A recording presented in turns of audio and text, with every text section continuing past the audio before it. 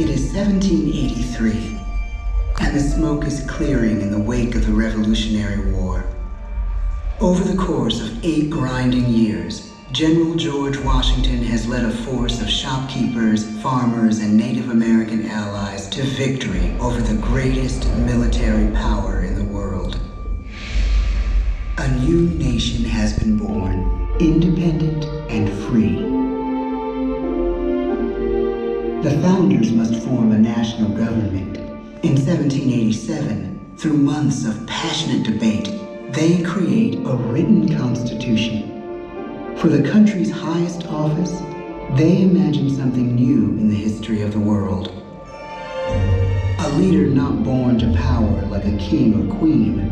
A leader who has not seized power through conquest.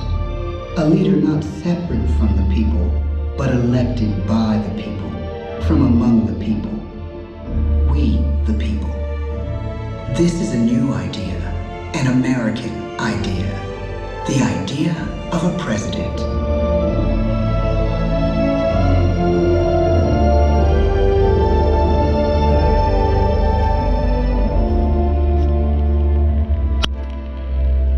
The people don't know exactly what a president will be, but there is little doubt who it will be. George Washington's stature and bearing have marked him as a leader. His integrity has made him a great one. Washington knows that many generals who have led successful revolutions make themselves dictators or kings. Instead, he steps down from power and retires to his home, Mount Vernon. The world takes note, and George Washington becomes the symbol of American ideals. In the first presidential election, it's Washington by a landslide. The only doubt seems to be his own. He writes, "Integrity and firmness is all I can promise. Integrity and firmness is exactly what we need." Everything he does as president will set a model for his successors.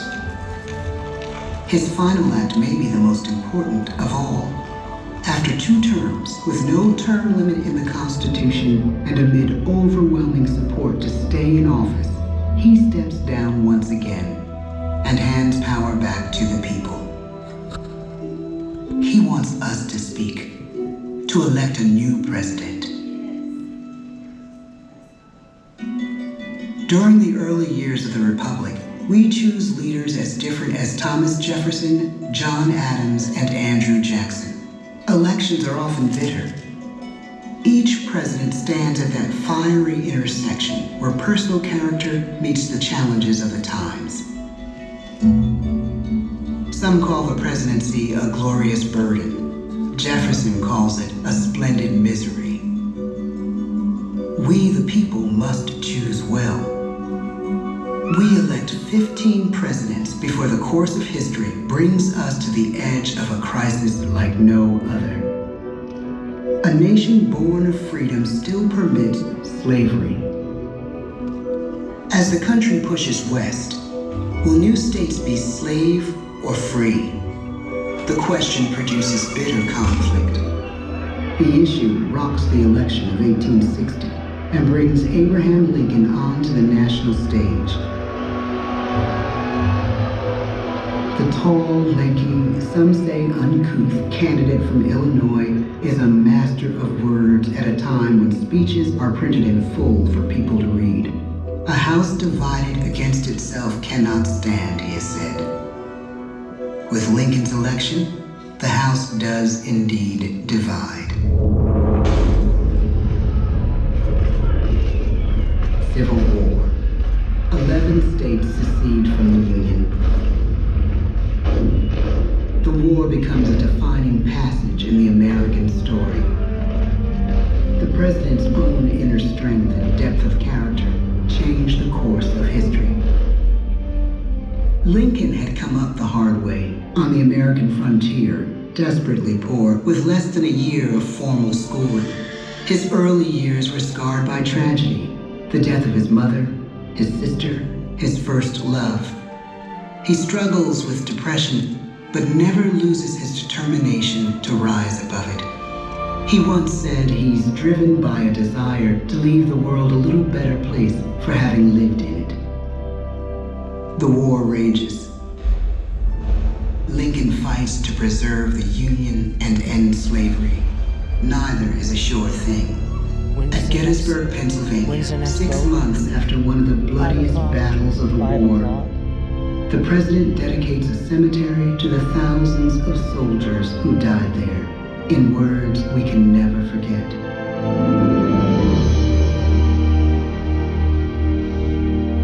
What the fuck am I gonna do? 77 years ago, our fathers brought forth on this continent a new nation, conceived in liberty and dedicated to the proposition that all men are created equal. Now we are engaged in a great civil war, testing whether that nation or any nation, so conceived and so dedicated, can long endure. We are met on a great battlefield of that war. We have come to dedicate a portion of that field as a final resting place for those who here gave their lives, that that nation might live. It is altogether fitting and proper that we should do this. But in a larger sense, we cannot dedicate, we cannot consecrate, we cannot hallow this ground. The brave men, living and dead, who struggled here, have consecrated it far above our poor power to add or detract.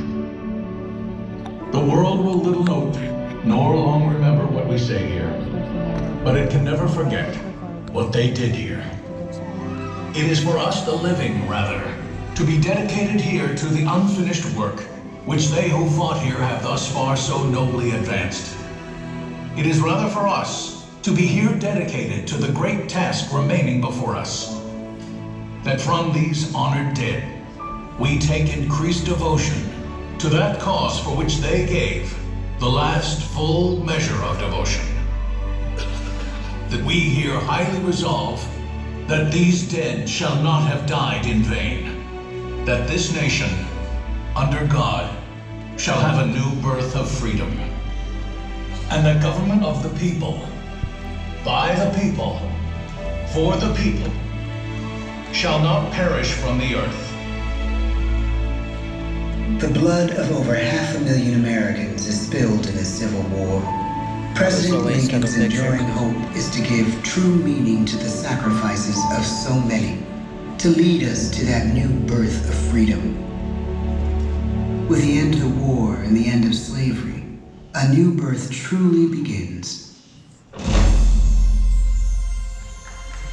As we roll toward the 20th century, settlers roll west on wagon wheels and railroads connect the nation coast to coast. Millions of immigrants pour in from Europe and Asia. Population doubles. Our economy triples. Our standing among nations rises. We need presidents who can lead both at home and abroad. At the same time, a young Theodore Roosevelt is retreating from New York politics and personal tragedy. The death of his wife and his mother on the same day in the same house. In the Badlands of North Dakota, he rethinks his life and the life of his country. He returns stronger in body and spirit. His renewed energy is just what his country needs.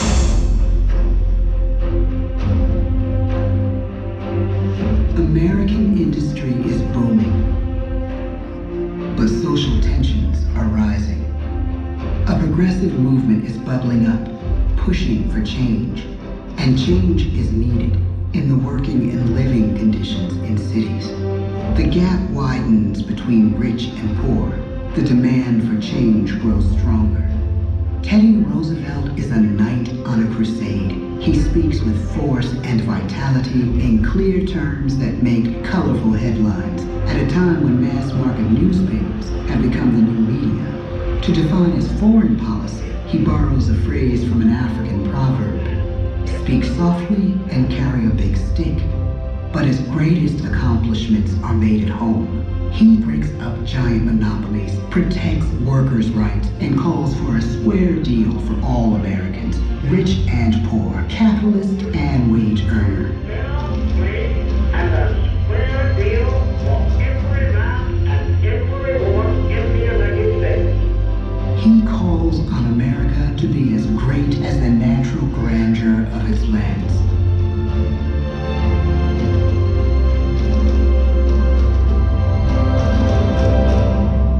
Keep your eyes on the stars and your feet on the ground, he tells us. And we do.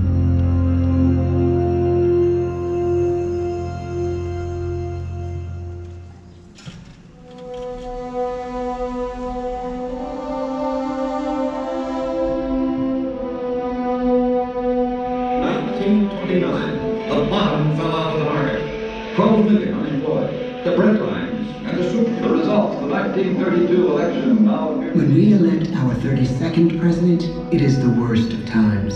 The course of history and the course of one president's life again shape a turning point in our national destiny. Franklin D. Roosevelt, paralyzed by polio, knows how to restore the faith of a people paralyzed by the Great Depression. I believe in practical explanation and in practical policy. He has found the inner strength his countrymen now need. He speaks to us like a friend, a neighbor. His optimism is contagious, his voice perfect for the latest breakthrough medium, radio. He calls us to believe we have nothing to fear but fear itself.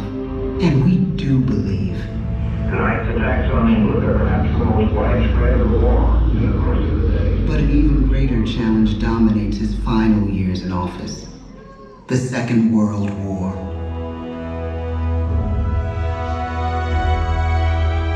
We must be the great arsenal of democracy. This is an emergency as serious as war itself. We stun the world with our production. When bombs fall on U.S. troops in Pearl Harbor, he calls us to fight on the war front and sacrifice on the home front.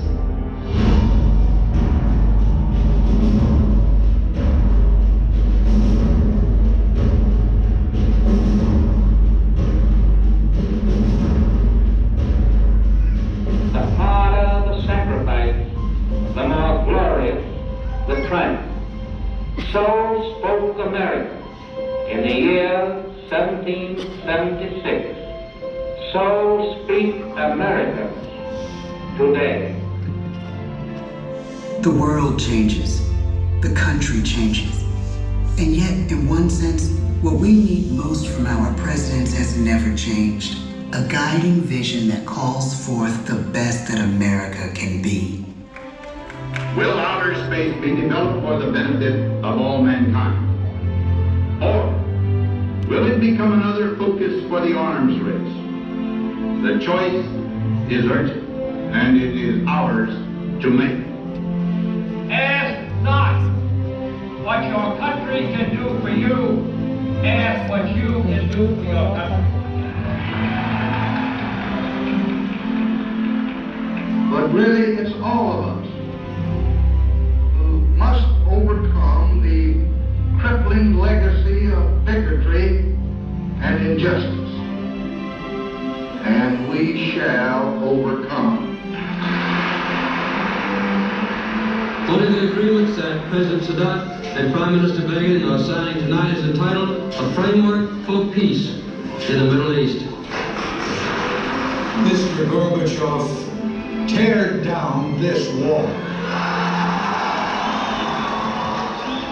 You have lost too much, but you have certainly not lost America. I can hear you. The rest of the world hears you. Loving this country requires the willingness to speak out for what is right, to shake up the status quo. That's America. Our presidency is no longer just an idea. It is an idea with a proud history.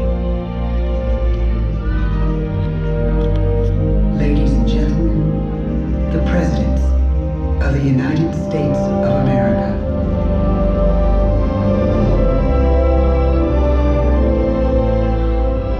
George Washington, John Adams, Thomas Jefferson, James Madison, James Monroe, John Quincy Adams, Andrew Jackson, Martin Van Buren, William Henry Harrison, John Tyler, James K. Polk, Zachary Taylor, Millard Fillmore, Franklin Pierce, James Buchanan, Abraham Lincoln, Andrew Johnson, Rutherford B. Hayes, James A. Garfield, Chester A. Arthur, Grover Cleveland, Benjamin Harrison, William McKinley, Theodore Roosevelt, William Howard Taft, Woodrow Wilson, Warren G. Harding, Calvin Coolidge, Herbert Hoover, Franklin D. Roosevelt, Harry S. Truman, Dwight D. Eisenhower, John F. Kennedy, Lyndon B. Johnson, Richard M. Nixon, Gerald R. Ford, Jimmy Carter, Ronald Reagan, George Bush, Bill Clinton, George W. Bush, Barack Obama, Donald Trump.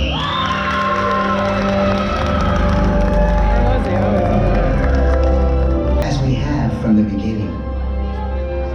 My fellow citizens, no event could have filled me with greater anxieties than that notification on the 14th day of April, 1789, that you had selected me to lead our nation.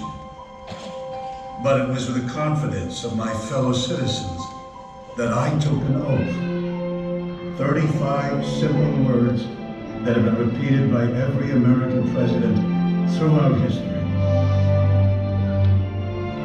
I, Joseph Robinette Biden Jr., do solemnly swear that I will faithfully execute the office of President of the United States, and I will, to the best of my ability, preserve, protect, and God. The presidency of the United States is a role unique in the world, an office entrusted to each president by us, we the people. Therein lies the genius of that new idea, now over 200 years old. A new idea our presidents have turned into a great American idea again and again.